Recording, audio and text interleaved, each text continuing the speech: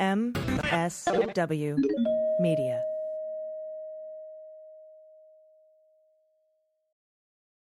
Hey, it's Kimberly, host of the Start Me Up podcast. If you like your politics with some loose talk and salty language, you're going to love my show. I interview the coolest people like Mary Trump, Kathy Griffin, and DNC Chair Jamie Harrison. The Start Me Up podcast has an easygoing, casual style and a strong emphasis on left-leaning politics. We also have frank discussions about sex and more than a few spirited rants. Just visit patreon.com/startmeup or wherever you get your podcasts and start listening today.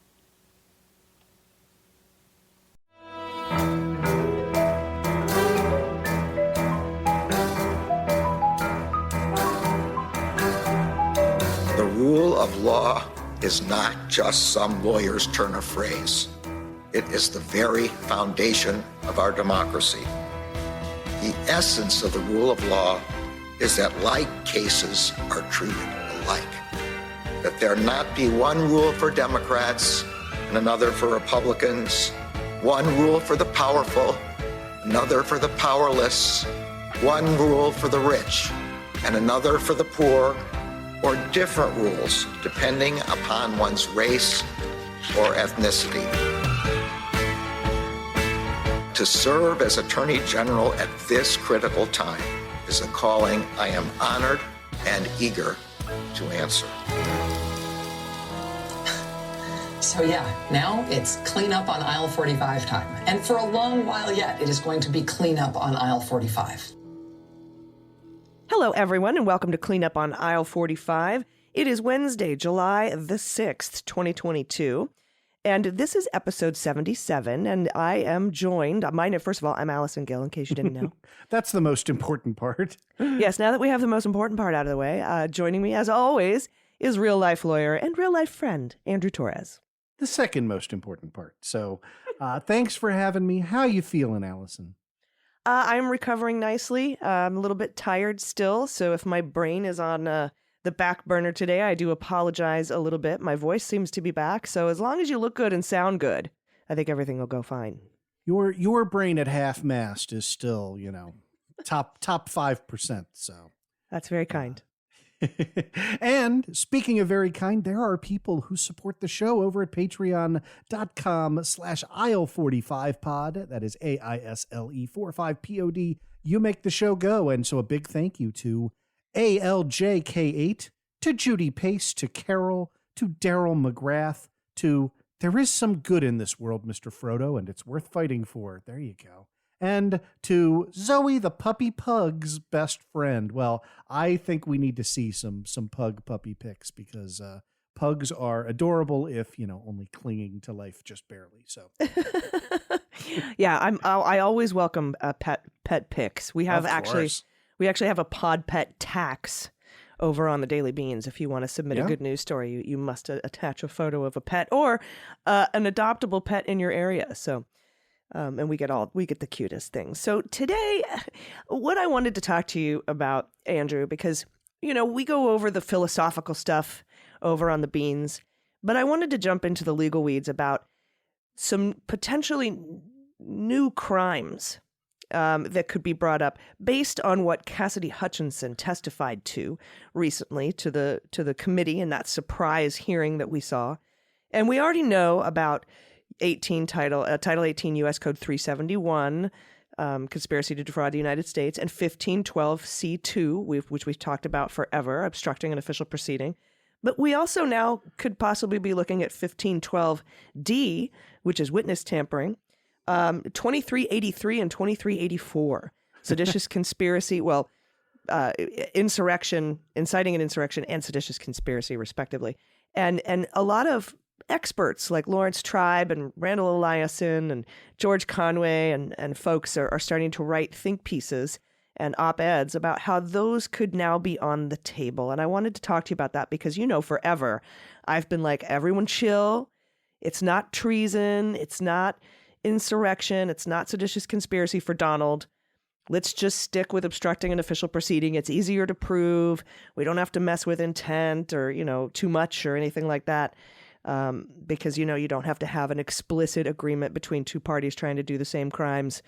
But now those seditious conspiracy and potentially inciting an insurrection are on the table. So can you talk about the elements of, let's start with seditious conspiracy, because the big point is the force, right? I think that's right. And I think just a spoiler to the end of this question, I think the force element is where the January 6th committee needs to shore up what it has proven so far. So 18 USC 2384, pretty short statute. Again, up until January 6th, an infrequently cited statute as the basis for prosecutions. But there were prosecutions under this section in connection with 9/11 and earlier. So it's not like this was, a 75-year-old abortion law that they decided to just dust off the books for no reason, right? This is a real criminal statute that has been used to prosecute a handful of folks over the past 100 years. And it says, if two or more persons in any place subject to the jurisdiction of the United States conspire to overthrow, put down, or destroy by force the government of the United States. Okay, that's one area. Do you think the evidence against Trump is sufficient to say conspire to overthrow the government of the United States? That is a pretty big component to it, right? Or to levy war against them, right? Probably not that. Or to oppose by force the authority thereof, or by force to prevent, hinder, or delay the execution of any law of the United States. And then there's some more stuff. But to me, that's always been, the key phrase there. By force, okay, so that is a crucial element, to prevent, hinder, or delay the execution of any law of the United States, to wit, to hinder or delay or prevent the execution of the Electoral Count Act, 3 USC 15. I think we have very, very good evidence that that's what they were trying to do. The question is, were they trying to do that by force? And again, listeners to this show, to your show, to my show, we've already connected up the dots. But remember, when you're talking about prosecuting, depriving somebody, and by the way, shall be fined under this title or imprisoned not more than 20 years or both, right? This is an incredibly serious felony, right? This is not on a par with, 18 USC 1001 false statements where you get 0 to 6 months.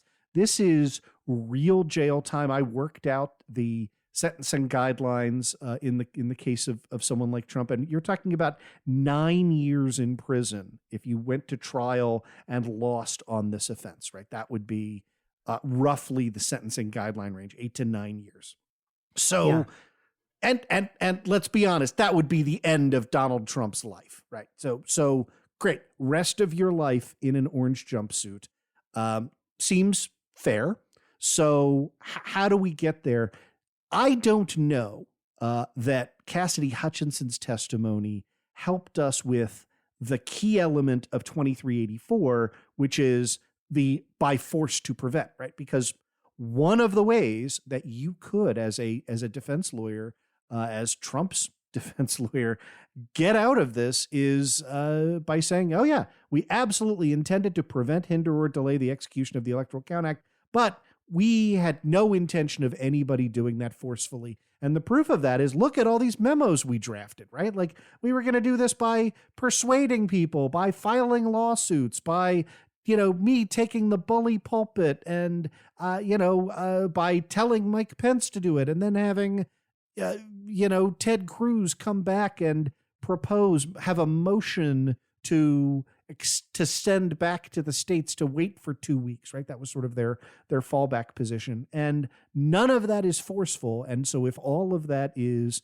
kind of within the bounds of, and by the way, you could concede we knew our position was bullshit, right? Like, you could throw Eastman under the bus. You could say, yep, he definitely wrote that email that said, hey, well, to Greg Jacob, now that you've done a little light criming, what's a little more, right? Which is pretty much what that email says, right? It's like exactly what that email says. It was like, we had, and it could be shown that the intent here was to delay the act, to delay the electoral count. And the reason being, and I've always thought this seemed to be part of the plan, was to send the mob over to the Capitol, maybe not necessarily to overthrow the government by force or to impede the count by force, but that would be impeding the count by force, trying to stop a law from taking place. Because you see in that email, one of the things that Eastman brings up is, hey, the Arizona debate took more than 2 hours. That's a violation. And the reason the Arizona debate took more than 2 hours is because they fucking attacked the Capitol. Right. And Pence is in a parking garage trying to get the 25th Amendment through, ordering the National Guard to come out when Trump wouldn't do it. And so that seems to me to be part of the Green Bay sweep, was to send a mob there to delay the count so that Pence would violate the Electoral Count Act to make it more malleable for him to violate it a tad more. But I do think, and I want to ask you about a couple things, a little brief glimmer of what we might see in coming hearings was that phone call where Trump directed Meadows to call Flynn and Stone at the Willard War Room on January 5th. Flynn and Stone, as we know, were operationally heading up the Oath Keepers and Proud Boys. But what we're missing is the connection between Flynn and Stone leading the Proud Boys, although there is that Friends of Roger Stone chat group. Mm-hmm. And the key thing of the connection between Donald, Meadows, and those two, right? So we're 2 steps, right? Like the 6 degrees of Kevin Bacon, we're the 2 degrees of insurrection. We have to figure out, or seditious conspiracy. We have to make those connections. And I feel like they might have that information. We know, we've seen Adam Schiff say, yeah, we're going to make that connection. So that would be important to this particular statute. Not so much that he knew they were armed, that he wanted to go to the Capitol, etc. But the other important point I wanted to ask you about was George Conway, who knows Kellyanne Conway's husband, brought up a really good point in an op-ed with Randall Eliason. He also brought it up on CNN. We reported it on the Beans. He said, remember, here's a great example of intent, right? You actually don't have to prove that Donald knew the election was not fraudulent, or whether or not his defense can be that he thought it was actually stolen from him. And he brings up the OJ case, and not the one we all think of, but the one he actually went to prison for 9 years for, where he thought that a collector had stolen some memorabilia from him. So he went into a Vegas hotel room and stole it back at gunpoint. And it didn't matter if he thought that guy stole the stuff. Just like Conway says, it doesn't matter if Donald Trump thought the election was stolen from him. You can't go in and take it back at gunpoint. That's still illegal. What are your thoughts about that particular analysis when it comes to intent? Yeah, that was really excellent. I agree with everything you've said. I think there's a lot to unpack. So first, let's go back to the connection between Proud Boys, the Oath Keepers, and 18 U.S.C. 2384, which is seditious conspiracy. Remember, it seems to me that the piece of evidence that is missing right now is something by and among the Proud Boys that says, hey, we just have to breach the floor of the Senate, right? If we do that, if we get through, if we get inside and we get on the floor, then they will disband, right? And again, how much of that is going to be written down? Not all of the stuff that I have just extemporized. But as you point out, I think this is really, really, really good insight. John Eastman has been, quote, wargaming the scenarios since November of 2020. Right. And he didn't just come up with that. Oh, hey, since that Arizona debate took more than 2 hours, we've now technically violated the Electoral Count Act. He knew as soon as the Capitol was breached that was going to happen. And that's why he had that argument at the ready to go with Greg Jacob. And so I think it is not hard. To me, this would fill that missing piece of the puzzle if you had the Proud Boys saying something like, remember, it's important we reach the floor of the Senate, right? And you were able to connect that up with Trump through Stone to the Proud Boys, to the Oath Keepers, saying, all right, guys, get down. And again, that evidence is close right now. The evidence that they were there to, effectively case the joint. They didn't even listen to Trump's speech. They knew what was happening. They were directed in advance. I think you as a prosecutor could put together that particular case from that one piece of evidence. That is, boss says it's important to get to the floor of the Senate. And is that in an Enrique Tarrio, text message? Yeah, that's such a important point. And like, it feels like that would be the connective tissue. And by the way, we've got an insight into what the Oath Keepers' defense is going to be in their upcoming trial for seditious conspiracy. And that defense is that they believed Donald was going to invoke the Insurrection Act and anoint them his personal militia that day. That's going to be their defense. And my main question is, why did they think that? Because there was a lot of talk with Flynn about inciting the Insurrection Act, and Donald clearly wanted to go to the Capitol. Was that all part of it? And so that, I think, brings a whole other element of the crime into it. That absolutely gets to your second point, which was the questioning regarding Flynn and to a lesser extent Roger Stone. So I think here again, kind of the key question is, how do you draw a line? How do you draw an arrow that has the arrow tips on both ends, right? Because if that is the defense that is offered at Tarrio's trial, we thought that we were going to be acting under color of law under the Insurrection Act. The question is, well, why did you think that? And who told you that was going to happen? What evidence is there objectively to support that, right? Because again, you could easily have a jury find that the Proud Boys that Enrique Tarrio reasonably believed that he was going to be deputized by the president of the United States to go in and start breaking skulls, and have and it wouldn't be the same jury, but have that exact same jury say, yeah, but we think that that's because he misinterpreted the communications with the president or with the president's direct handlers, the folks running. I mean, it now seems very clear that Flynn and Stone ran that war room over at the Willard Hotel. Yeah. And that was the violent arm, right? We know that Eastman wasn't there, right? The legal brains were not in the war room. So, we got used to, at least in my lifetime, war room got co-opted by the Bill Clinton campaign in 1992, right? And that was clearly meant as an analogy, right? Like we are, and it looks like they meant that literally, like.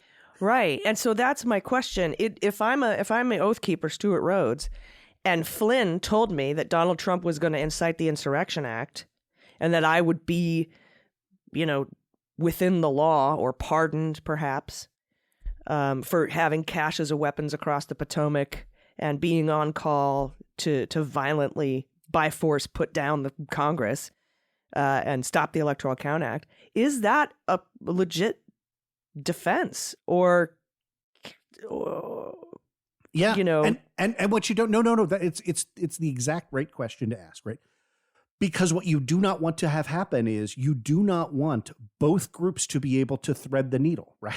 Right? And remember that you might think, oh, well, that's going to be a technicality or whatever, but in a criminal trial, you have to prove the defendant's guilt beyond a reasonable doubt.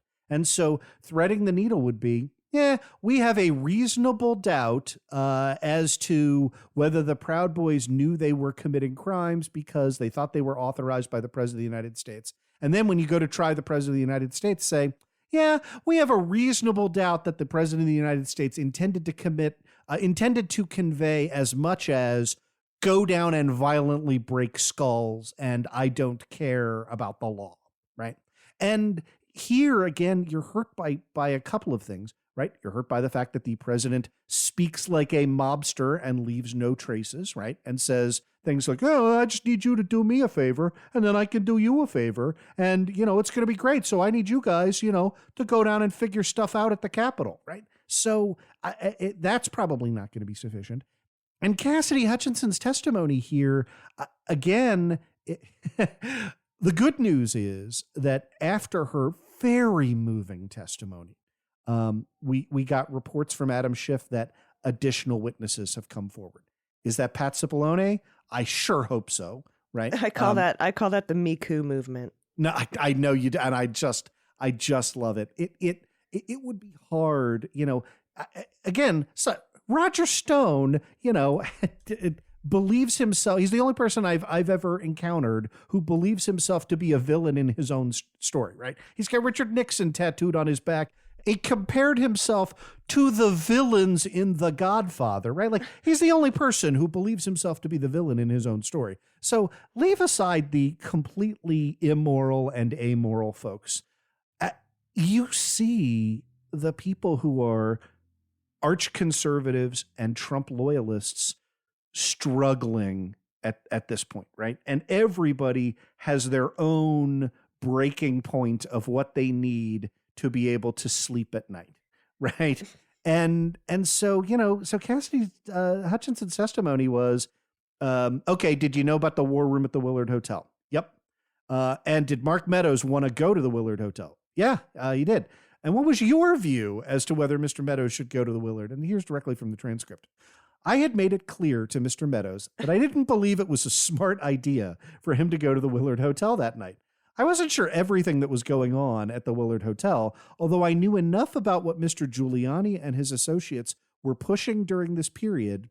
I didn't think that it was something appropriate for the White House Chief of Staff to attend or consider involvement in. I made that clear to Mr. Meadows.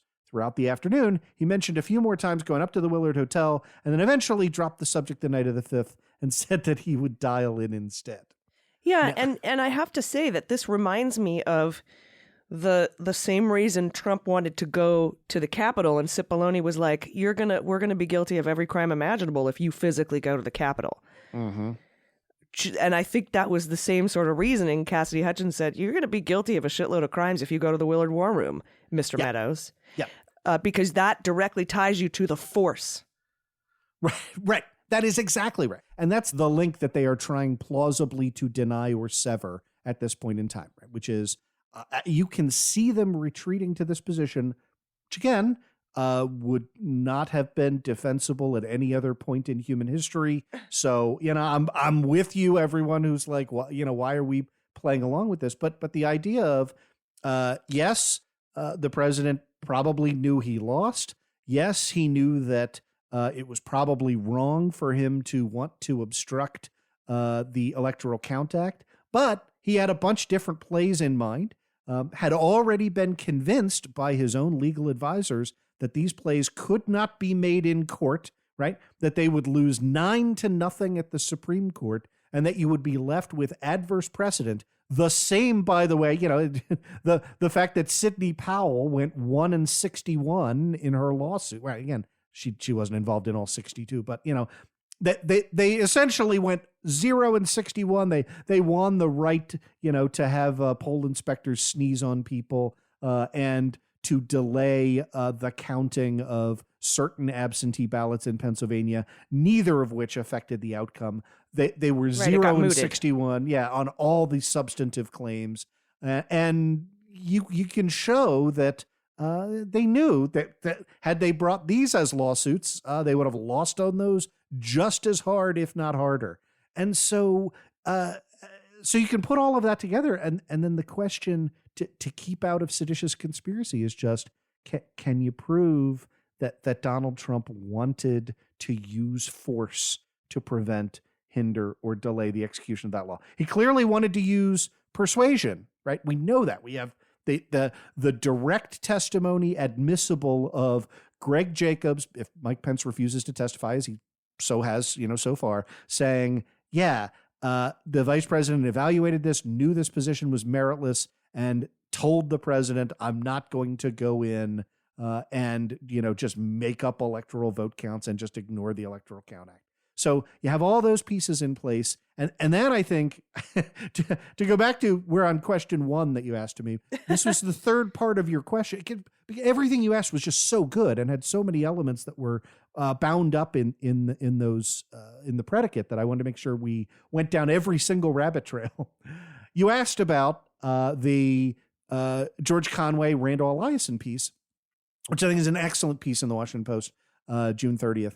And it underscores what you and I have been saying and where I think we are on intent and where I think, right, again, remember, former prosecutors, making this argument that where you are showing mens rea, right, where you are showing criminal intent, that willful blindness, willful ignorance is sufficient to cross that threshold, right? It doesn't have to be as crystal clear as, okay, Brad, look, I won by 1 million votes. I don't care. Just find me 11,780. Okay. You don't often get evidence that direct. Usually what you get is, this discussion that I thought, and here, we've been over this, but like Richard Donahue, just unbelievably effective in it's playing whack-a-mole, right? The president would raise 7 allegations. I would meticulously go through all 7. He would pivot to another one, and then he'd start back over at the beginning again, right?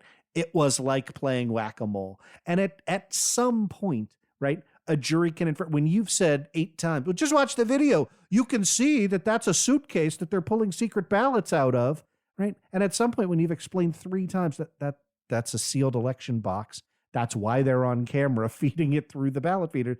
Like at some point, a jury says, oh, okay, this is somebody who does not want to know the facts, right? This is walking through, the meth lab and, putting your hand blinders over your eyes going like, sure is a swell laundry you have down here. It at the point in which it's not credible to an average person, it's not credible to a jury. So, and speaking of talking like a mobster, we have the what was teased at the beginning and then came up at the end of Hutchinson's testimony, and we now know that this is a text message sent to Cassidy Hutchinson from a Meadows associate that said, "Mark Meadows let me know that you have your deposition tomorrow. He wants me to let you know that he's thinking about you. He knows you're loyal and you're going to do the right thing when you go in for your deposition." And my immediate defense to that would be, hey, I'm Cassidy Hutchinson's friend, and Mark Meadows just wanted her to do the right thing, which is tell the truth. The thing I think that fucks that argument up is the word loyal. Yeah, I think loyal fucks that up. And I think the context also makes that a challenge, which is to me, the chilling part of those text messages that were relayed was sort of the immediately predicate question right before Liz Cheney asked that of Cassidy Hutchinson. She said, here's how one witness described phone calls from people interested in that witness's testimony. Quote, "What they said to me is, as long as I continue to be a team player, they know I'm on the right team. I'm doing the right thing." That's your loyalty point, right? "I'm protecting who I need to protect. I'll continue to stay in good graces in Trumpworld." Okay. So that's all if you're still loyal. And that's the carrot. Here's the stick. "And they have reminded me a couple of times that Trump does read transcripts, and just keep that in mind as I proceed through my interviews with the committee." Now, that's a threat. I mean, there was no way to I hadn't gotten to those. That. I hadn't gotten to those phone calls yet. I was just talking about this text from a Meadows associate that says Meadows knows you're loyal and that you'll do the right thing. I misunderstood because you want to talk about also being able to prove up a conspiracy and reading between the lines. The same language is used in another call. So I thought you were talking about another call to one of the witnesses that was teed up, which said, "Hey, a person let me know you have your deposition before the January 6th committee tomorrow. He wants me to let you know he's thinking about you. He knows you're loyal and you're going to do the right thing when you go in for your deposition." End of quote. Yeah, no, that one I don't have any questions about. Okay. So my question but notice is that that's the same language. Well, yeah, I mean, sort of. They don't talk about protecting people They don't talk about staying in good graces in Trumpworld. They don't talk about reading transcripts. This text just says, Meadows let me know you have your deposition. He wants me to let you know that he's thinking about you, which is creepy. He knows you're loyal and you're going to do the right thing when you go in for your deposition. And so I feel like that has a little more room to wiggle out of than the phone calls that you just read. Because let's say this person texting Cassidy is a friend, a current friend of Cassidy Hutchinson's, not a threatening person who is just saying, look, Meadows told me you have your deposition tomorrow. Do the right thing. And, you know, like I said, the defense could be, I did want her to do the right thing. I wanted her to tell the truth.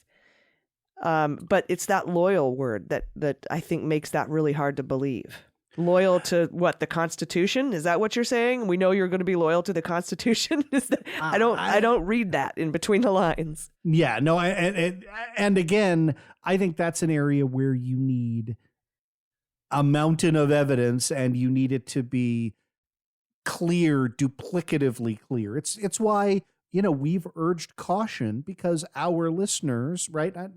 Our listeners already have their minds made up with respect to. The question is, okay, and that's fine. There's nothing wrong with saying, based on Donald Trump's conduct as president for 4 years, based on the folks that he has around him, and based on the available public evidence, I think it's more likely than not that he coordinated with the Proud Boys to serve as muscle to violently interrupt the certification of electoral votes, and I want that asshole going to jail. Yeah, court of public opinion.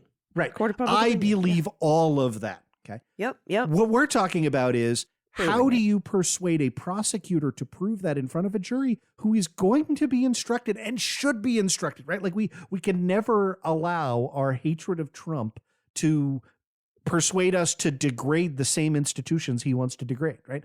Everybody who's a criminal defendant is entitled to put the government to the burden of proving their criminal guilt beyond a reasonable doubt. And to test, and if I can see these holes, as somebody who really would rather not see them, right, you can damn well bet that even the third-rate defense attorneys, the last people on earth who are still willing to work to defend Donald Trump, can find them, right? They will find them. So now, with respect to your point on Cassidy Hutchinson's testimony, every aspect, we're now moved to 18 U.S.C. 1512, right? We were at 2384. Yeah, because that's what I wanted to ask you about. We've been talking about 1512 C2 forever, but if you go down a little bit to 1512 D, we run into brand new crimes that could be up on the docket. We do, but again, let's look at the criteria for a 1512 D offense. It says whoever intentionally, so we're back into intent world again. You and I have discussed you can prove intent through willful blindness, so that is there. But that illustrates a higher level of proof that's required, right? So whoever intently harasses another person and thereby hinders, delays, prevents, or dissuades any person from 1, attending or testifying in an official proceeding, 2, reporting to a law enforcement officer or judge, right? 3, arresting or seeking the arrest of another person, not relevant here, or 4, causing a criminal prosecution, blah, blah, blah, or who attempts to do so shall be fined under this title or in prison not more than 3 years or both. So that end, showing again, this is a less serious felony, starts with a lower base offense, has a maximum of 3 years in prison. This is the kind of thing that first-time offender, if this were the only offense proved against you, you might get a split or a suspended sentence. Okay, so less serious criminal offense, and you still must prove both intent and harassment. And that's where to kind of bring it full circle, your question of, could someone say, oh, well, no, this was meant in a friendly way at that link in the chain. It was meant in a friendly way and not as harassment, and it prevented, delayed, or dissuaded Cassidy Hutchinson from attending or testifying in an official proceeding or reporting to a law enforcement officer, then it's still not 1512D. It must be intentional, and it must be harassment.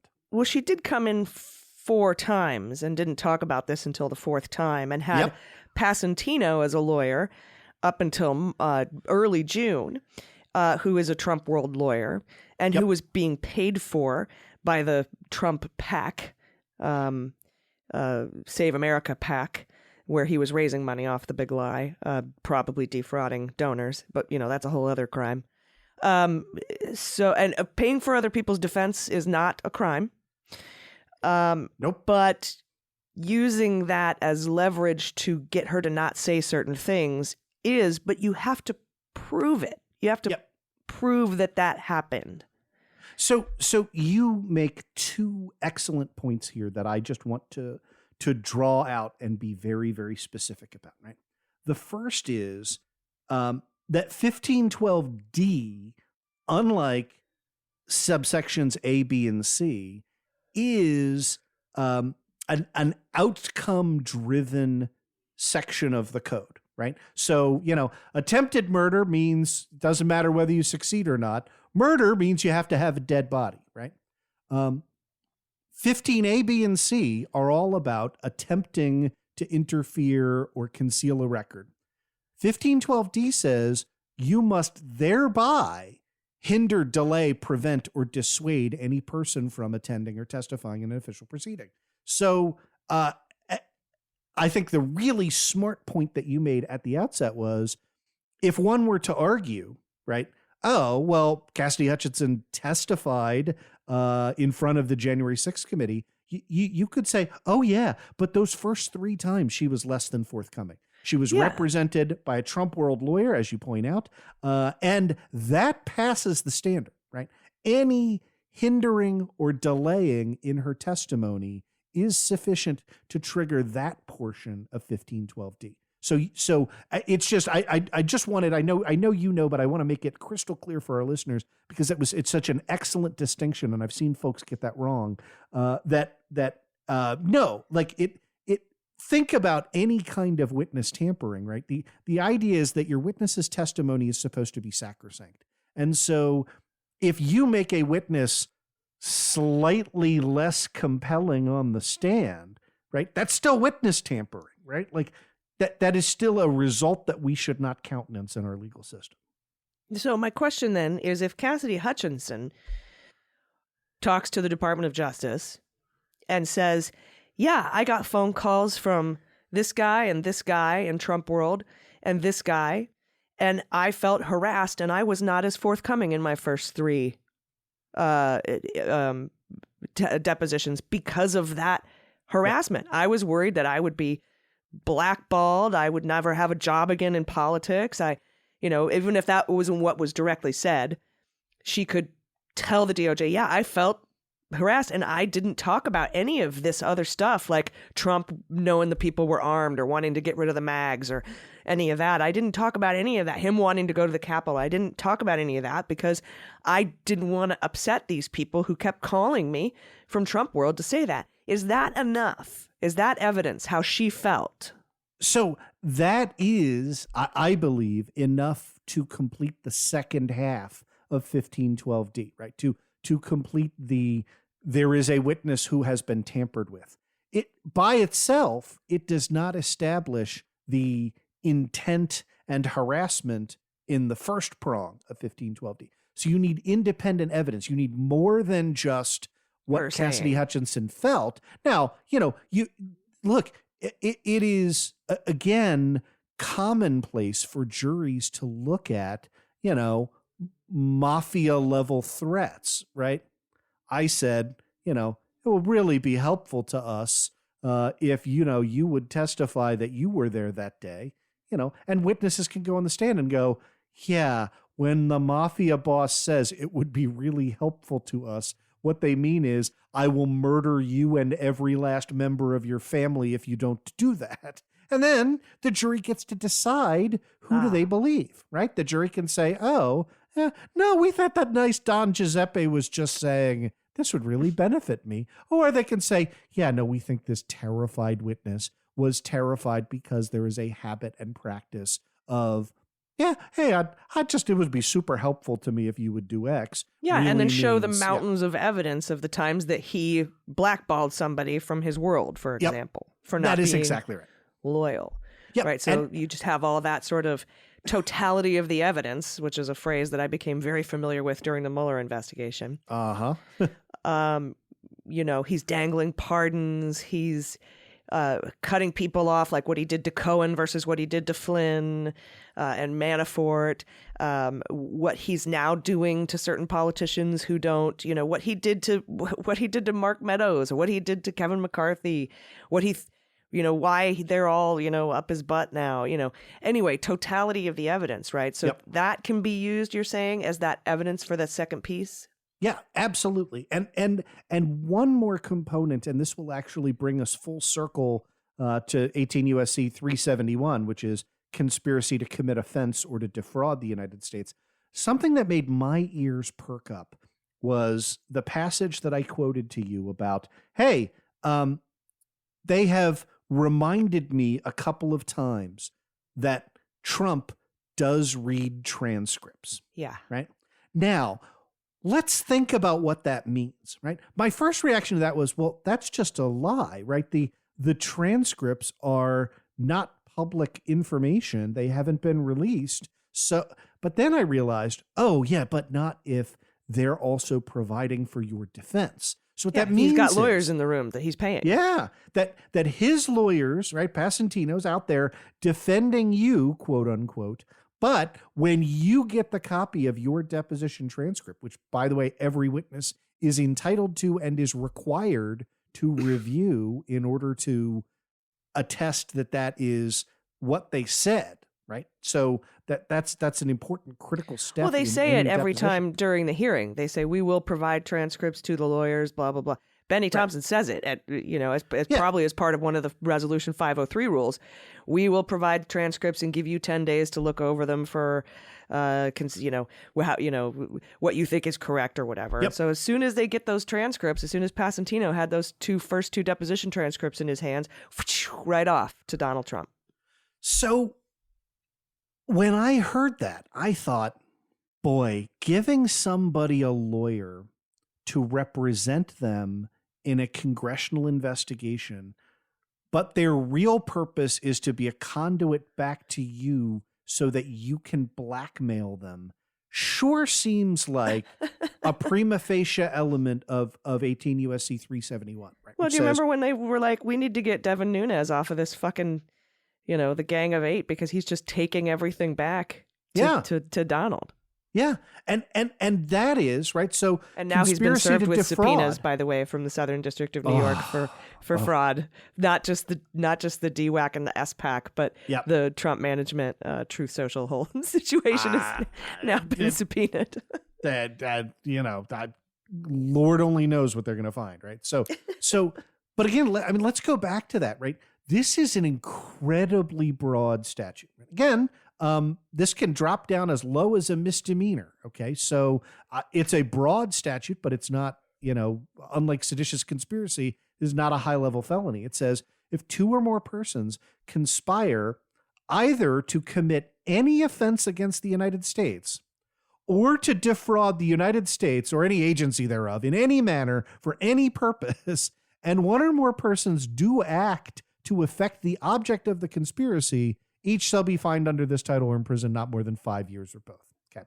And then the caveat, if the offense, the commission of which is the object of the conspiracy, is a misdemeanor only, then the punishment shall not exceed the maximum punishment provided for such misdemeanor. So the way I so if you read that, conspire to commit a misdemeanor, you're only going to be put you're away charged with the misdemeanor. Yeah. Gotcha. Yeah. So it's sort of a piggyback. It ratchets down. Yeah. Mm-hmm. Exactly right. So I read that and I go, well, providing a fake lawyer to intimidate your witness sure seems like at minimum, because even if you can't win, suppose you sever the link, right? And you show that there was no corrupt intent. Again, we're talking, worst case scenario. You show there was no corrupt intent. It sure seems like planning to stick Cassidy Hutchinson with Passantino and then telling her, oh, by the way, he's going to read these transcripts. And how do we get copies of the transcript? Because your lawyer is going to give them to us. That sure seems like a conspiracy to commit that offense, 1512D, Whether you actually carried it out or not, that doesn't matter. You have to carry out one act to affect the object of the conspiracy. And that so is... even if you can't prove 1512D, you can prove 371 of a 1512D. That's exactly right. Of any offense against the United States, of which 1512D is one of them. I love or that. to defraud them from anything, right? And so I would say also, defrauding somebody from the right, as an executive branch appointee, from the right to neutral counsel, right? It would also, I mean, again, there's no case law that says that, but there's plenty of case law that says you view the object of the defrauding very, very expansively. So I think there are multiple ways in which this testimony, which, again, notice we haven't talked about any of the explosive stuff, right? Right. We haven't talked about ketchup dripping down the walls. Well, those were just the drama points to get the whole thing to go viral, honestly. And God bless the January 6th committee for getting that, right? Like I've been cracking the joke for, since it came out that, I wish Bob Mueller had put a couple of blowjobs in the Mueller report, right? Like, right. And then Congress would have fucking read it, right? Yeah. He didn't, and they didn't. So yes, those kinds of details perked up interest. Cassidy Hutchinson, moving witness, right? I mean, again, remember, this is somebody working for Donald Trump in January of 2021. So, let's not stick a huge halo on her, right? This is a 25-year-old arch conservative, 100% member of the dark side who finally got bullied too far. And those witnesses are so credible because when you say, oh, well, she's just out to destroy Donald Trump, a jury can look at it and go, doesn't seem that way to me. This looks like somebody... Her whole career that she was on is toast. Her whole career path that she was trying to be on is toast. She has to do something else now. Question for you, though, and what really interests me is the circumstances surrounding her changing lawyers. Right before the committee hearing started on June 9th, she ditched Passantino and picked up Jody Hunt, I believe, who is a Sessions, guy, right? Like still the dark side, but I guess not as dark side. Not a Trumpworld lawyer, not a Passantino, former AAG, right? Yeah, not somebody who's going to hand over all the deposition transcripts to Donald Trump. What were the circumstances of that? What made her decide to change lawyers? Did someone approach her? Was she speaking? Did she get a DOJ subpoena? Does it have something to do with the Department of Justice stepping in and saying, like they recently have with Sidney Powell funding the Oath Keepers defense attorneys, which we still don't have a ruling on, right? Because the judge said and demanded that the Oath Keepers defense attorneys say whether or not Sidney Powell's super PAC is bankrolling their defense and potentially having a conflict of interest, or asking the court to waive conflicts of interest if that's the case. So did a similar thing happen? I feel like we would know if a similar thing happened with Department of Justice, but I'm so curious about the circumstances. And we only have like 5 minutes left, but I really want to kind of game this out. Like, what made her decide? It's a 25-year-old, maybe naive person decide who. I feel like she didn't make this decision on her own, is what I'm saying. So I'm with you on all that. Like if you're watching this and imagining that you are watching a legal thriller unfold on the screen, right? Like this is the time where the ominous music is playing in the background and you're like, oh my gosh, maybe, this firm is not the one that I want representing me. And let's look. So first let's talk about where she goes, right? Jody Hunt, at Alston and Bird, a very, very conservative, connected, right, long-standing right-wing law firm. They often volunteer with the Alliance Defending Freedom and those folks. So not necessarily a part of Trumpworld, but a part of conservative legal circles, right? And so, then the second question is, did the January 6th committee ask Cassidy Hutchinson about why she changed lawyers in midstream? Kind of feels like you would, right? I would. If you've gone to the trouble of saying, hey, and reading out the text messages that says, hey, the Donald over here reads transcripts. It seems to me likely that you would ask that question. Yeah, and the committee says that they ask every witness this question. And so I'm wondering if they asked her in her first deposition or second deposition, and right before her third deposition, she was like, you know what? I might not have the right lawyer. Yeah. Based on them simply asking me the question about reading the transcript. Anyone get to you? Has anyone gotten to you? That whole Stone Credico, I'm going to get your dog thing. Like, maybe it was simply that question that prompted her to think about it. It could I don't know. And note, by the way, you can ask the question. It also strikes me as not implausible if you are a semi-cooperating witness that you would say, which is how I would describe Cassidy Hutchinson, a reluctant witness, right? Like this is not a Richard Donahue who was right. Like he has crossed the line and he said, okay, I've thrown in with you now. This guy is a criminal and an asshole. And I want to see him behind bars. Sterling, Ludwig. Yeah. They're all Ludwig. I don't know that I would say has crossed the line, but we could, we certainly are not going to hash that out in the next 30 seconds. No. You could come back and go, well, I declined to answer that on the basis of attorney-client privilege, right? Like if you talk to another lawyer and that other lawyer says, hey man, I don't know that your current lawyer is such a great fit for you, right? You can say, oh yeah, no, I got that. I declined to answer that question on the grounds that it would reveal attorney-client privilege. Now, as the witness, A, you could always choose to waive privilege over that particular subject matter. Couldn't really hurt you. B, you could say, oh, I wasn't asking for legal advice. I was asking for, am I going to wake up with a horse head in my bed advice, right? So, all of that kind of falls into that second category of maybe the committee knows the answer to that question. Well, the committee definitely knows who made the phone calls to her. And they definitely know who sent that text message, whether it was, Ben Williamson or some other Meadows aide or whatever. They know. They have the answers. And I also can't square the circle that they wouldn't tell the authorities. Yeah. Yeah. Or at least have her lawyer advise her to tell the FBI if she is in fact in physical danger. Yep. I think that's right. And I think that is, we did not have a full examination of, was there physical violent witness tampering and intimidation? I don't think her testimony shows that. I certainly don't think that a prosecutor would come forward with any of the 1512B or C that sort of require forcible elements.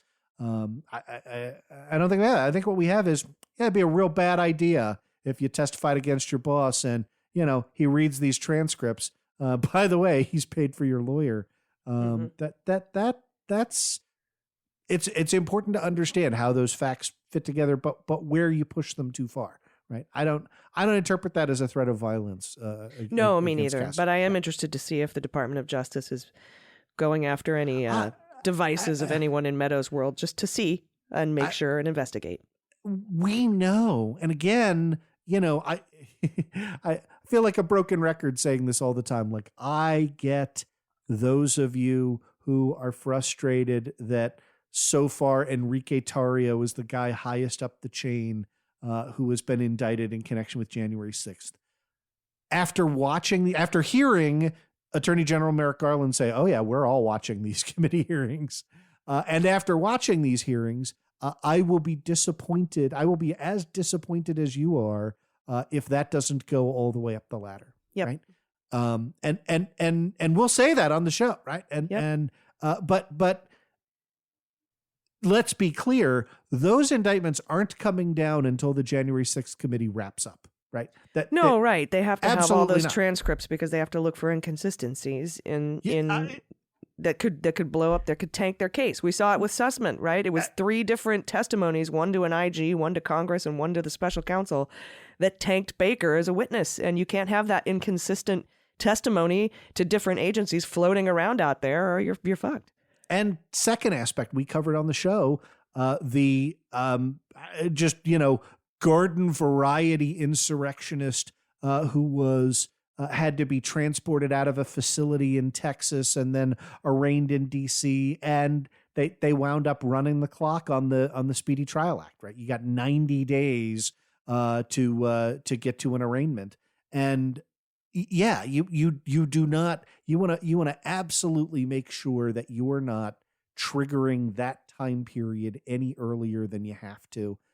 And why would you do that before all of the evidence is in, and you've had the opportunity to make that decision? So that sort of answers the question of why don't they just get him for low-hanging fruit and then supersede him later? It's because you trigger that Sixth Amendment. It starts the clock ticking, right? The minute you throw an indictment down.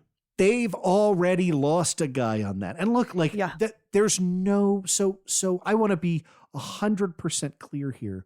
Lawyers miss deadlines. Okay. We're human fucking beings. And when you have 800 plus indictments that you've handed down already, and probably a fair number ready to go, and a lot of these are headed to trial, you are encumbering yourself by adding more work faster, and you don't want to make this. I mean, could you imagine if Roger Stone skates on a technicality like that? Well, I don't have to imagine. He has skated on a technicality. Well, I mean, he got a pardon. That's not quite the same. I mean, getting a pardon. No. But like, think of how mad we were when he got the pardon, right? Yeah. And gets to continue to go out and be the Joker in public and pretend like Cosby, nothing happened. Cosby got off for an immunity technicality, a prosecutorial mistake, so he's out of prison, and that stuff, type of stuff pisses us off. So while the slow nature of this investigation does piss me off, fucking something up on a technicality would piss me off more. And keep in mind that the sleaziest and the most flippable are also the ones who are going to run out that clock, right? Like you believe you have a cooperating witness, right? And they're stringing you along in X and Y and Z. And then all of a sudden on day 91, you get a motion to dismiss under the Speedy Trial Act. And despite all of their previous assurances, you look down and you realize you've got nothing in writing and you haven't crossed your T's and dotted your I's. Well, holy shit, now it's your fault, right? Yep. So I want to be clear, if you are watching for DOJ indictments, right, to start your stopwatch when the January 6th committee announces that it is in recess, right? When they say, that's it, we've done our job, we'll now let the rest of government and the American public do theirs, right? That's how Liz Cheney will end this. That's how Benny Thompson will end it. And from there, see what happens. Yeah, it was 9 months after the Watergate hearings ended that the indictments came down. So that you have to get all that information and don't want to risk that speedy trial. All right, well, we got to run. But this has been a really, really very, very good technical in the weeds episode. I'm so glad you were here to answer all my questions, Andrew.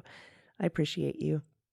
I couldn't have done it without, you saw we had to stop at each and every one because you just packed each question full of correct observations, and neither of us knew this in advance. So this is not just patting each other on the back for our scripts passed back and forth. This was all on you and coming up with really fantastic off the cuff responses to our testimony. So love doing the show. Yeah. Love doing it with you. Can't wait until next week. This was an unscripted show, just so everyone knows. And I appreciate you too. And I appreciate our patrons. Thank you so much. You make this show possible. You can be a patron for as little as $1 an episode at patreon.com/aisle45pod. We will love you forever. And you can put out a funny name and a shout out. And it's always a good time. A good time will be had by all. Until next week. I think we're going to have a hearing on Tuesday, July 12th. Unless we get some, I'm like Dave Chappelle over here. You all got any more of those surprise hearings? Because those are fun. And I'm like, maybe Thursday. I don't know. But Tuesday, I think, is the next hearing. It's going to be part 1 of the Jamie Raskin Proud Boys connection thing. So we may not be able to get that in before we record next week's episode, but you can hear all about it on Opening Arguments and Daily Beans. I've been Allison Gill. I'm Andrew Torrez, and this is Cleanup on Aisle 45. Cleanup on Aisle 45 is written, researched, and produced by Allison Gill and Andrew Torrez with editing by Molly Hockey. Our art and logo design are by Joelle Reeder and Moxie Design Studios, and our music is composed and performed by Adam Orr. Cleanup on Aisle 45 is a proud member of the MSW Media Network, a collection of creator-owned podcasts dedicated to news, politics, and justice. For more information, visit mswmedia.com.